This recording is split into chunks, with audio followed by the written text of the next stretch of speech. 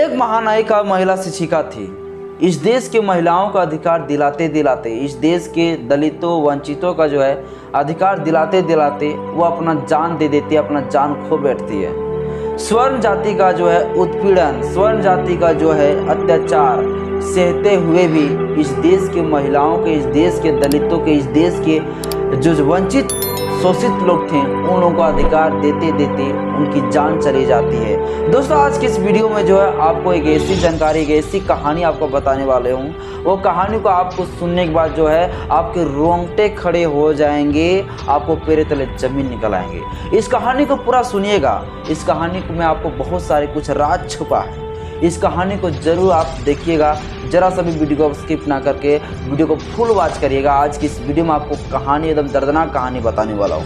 अरे कहना क्या चाहते दोस्तों, हो? एक महिला, एक लड़की थी जिसका जन्म 3 जनवरी 1831 को होती है और वो लड़की एक दिन इस भारत देश का जो है महानायिका बन जाती है। इस महानायिका तक बनने का जो सफर है ये कितनी कठिनाई से गुजारी, ये टोटल कहानी को आज पहले सुन लीजिए आप।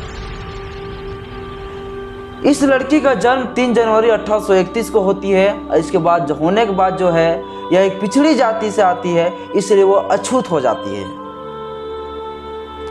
पिछड़ी जाति आने की हिंदू धर्म के धर्म ग्रंथ के अनुसार से पिछड़ी जाति को शूद्र कहा जाता था। इसलिए उस लड़की का जब जन्म होती है तो जन्म के आधारित पे वो एक अछूत पैदा हो जाती है।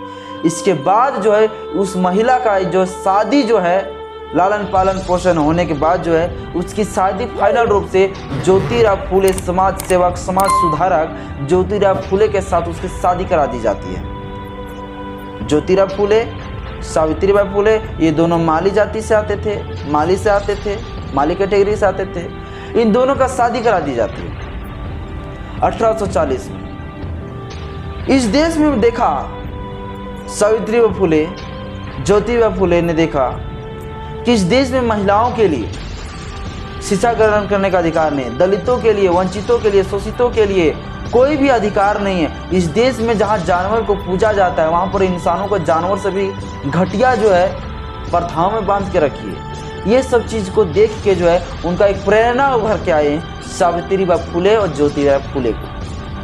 सावित्रीबाई फुले ने अपना पति ज्योतिबा फुले को गुरु मानती थी और गुरु मान के अपने पति ज्योतिबा फुले से उन्होंने ज्ञान अर्जित की, वो पढ़ाई की और पढ़ाई करने के बाद इस भारत देश के महिलाओं के लिए उन्होंने पढ़ाना शुरू की।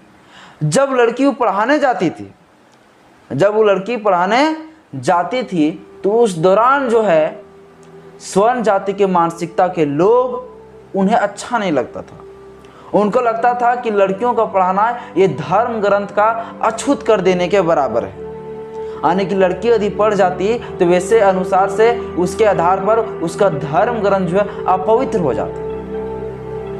तो जब लड़कियों को पढ़ाने के लिए सावित्रीबाई फुले जाती थी तो उनके साथ तरह तरह के अत्याचार, गंदगी फेंक के मारते थे स्वर्ण जाति के लोग, कीचड़ फेंकते थे, पत्थर फेंक के मारते थे।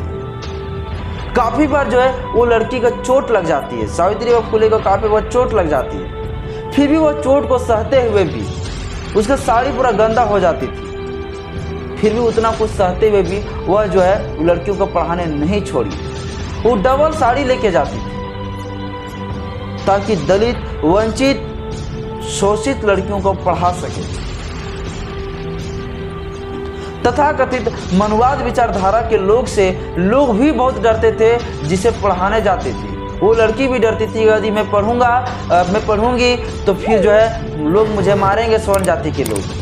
वो पढ़ना नहीं चाहती थी। इतना कुछ भी अत्याचार सहते हुए सावित्रीबाई फुले ने उन लड़कियों को हिम्मत दिया कि ये स्वर्ण जाति के लोग जो चाहते हैं वो चीज़ को मैं एक दिन मिटा के रहूँगी, तुम लोग पढ़ो, मैं तुझे पढ़ाऊँगी। और फिर इस तरह करके काफ़ी बार जो उसके साथ संकट की सामना करने पड़ी, काफ़ी बार उसे चोट खानी पड़ी है, फिर भी वो पीछे नहीं हटी और इस देश की महिलाओं का अधिकार दिलाने के लिए हमेशा के लिए तत्पर रही और जीवन अंत में नौछावर अधिकार दिलाते दिलाते उनकी हो गई। सावित्रीबाई फुले सावित्रीबाई फुले का जन्म 3 जनवरी 1831 का हुआ और 10 मार्च 1891 का उसका मृत्यु हो गया। 1897 उनका मृत्यु हो गई और उनका मृत्यु भी हुई तो इस तरह से नहीं हुई आसानी से, समाज का सेवा करते करते ही उसका मृत्यु हुई। वो महिला, वो लड़की जो सावित्रीबाई फुले का जन्म 3 जनवरी 1831 को हुई, वो लड़की जाके इस पूरा भारत देश में जो है महिलाओं को जो है शिक्षा का अधिकार दिलाने के लिए सबसे पहले पुणे में उन्होंने विद्यालय खोली। जिस पुणे में विद्यालय खोलने के बाद 9 विद्यार्थियों का वहाँ चयन हुआ और 9 विद्यार्थियों को सबसे पहले उन्होंने पढ़ाई। इसके बाद धीरे धीरे 1 साल में 5 विद्यालय की स्थापना करवाई। इसके बाद धीरे धीरे पूरा भारत देश में जो विद्यालय खुलना शुरू हो गई। तो आज के समय में जो विद्यालय आप जो जिस विद्यालय में आप पढ़ रही है, इसका श्रेय किसी के ऊपर नहीं बल्कि श्रेय सावित्रीबाई फुले के ऊपर जाती है। ये स्वर्ण मानसिकता के लोग महिलाओं को डबल शादी करने का अधिकार नहीं था। जब महिलाएं का पति मर जाते थे तो वैसे महिलाओं को पति के साथ जिंदा जला दी जाती थी। अब सोच के देखिए, इस भारत देश में जहाँ पे लड़कियों को जिंदा जला दिया जाए, वो देश में किस प्रकार से उस समय बीता होगा, वो दौर कैसा बीता होगा और उस दौर में जो है कैसे लड़ी होगी सावित्रीबाई फुले उन स्वर्ण जाति के लोग। आज भी हमारे लोग जो है स्वर्ण जाति से लोग से डरते हैं लड़ने के लिए। और आज से कई 100 वर्ष पहले, इतनी सारे वर्ष पहले ये लड़ाई कैसे लड़ी होगी, आप खुद सोच के देखिए।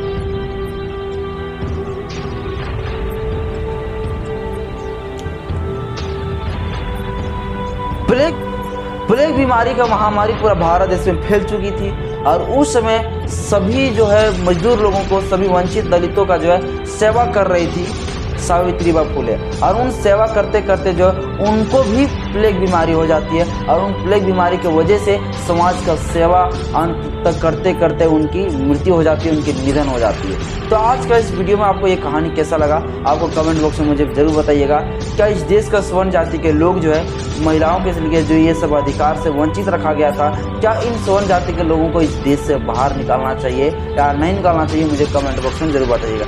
दोस्तों आज के इस वीडियो में इतना ही। जरा सा वीडियो हेल्पफुल लगे तो लाइक करिएगा, चैनल को सब्सक्राइब करिएगा, दोस्तों को आप शेयर जरूर कर दिएगा। जय भीम, जय संविधान।